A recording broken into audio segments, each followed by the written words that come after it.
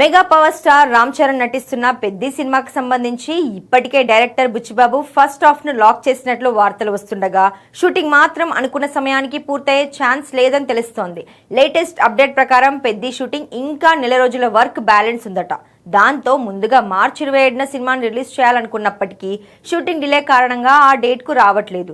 దీంతో 2 నుంచి 3 నెలలు వెనక్కి వెళ్లి మే లేదా జూన్ నెలలో రిలీజ్ అయ్యే ఛాన్స్ ఉందని టాక్ వినిపించింది.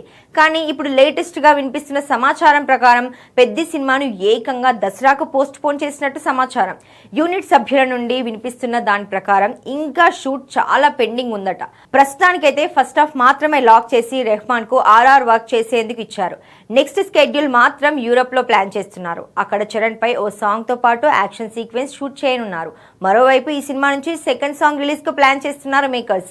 ఈ సినిమాకు ఆస్కార్ విన్నర్ ఏఆర్ రెహమాన్ సంగీతం అందిస్తుండగా ఇప్పటికే విడుదలైన చికిరి చికిరి సాంగ్ కు సూపర్ రెస్పాన్స్ వచ్చింది. దీంతో సంక్రాంతికి సెకండ్ సింగిల్ రిలీజ్ చేయాలనుకున్నారు.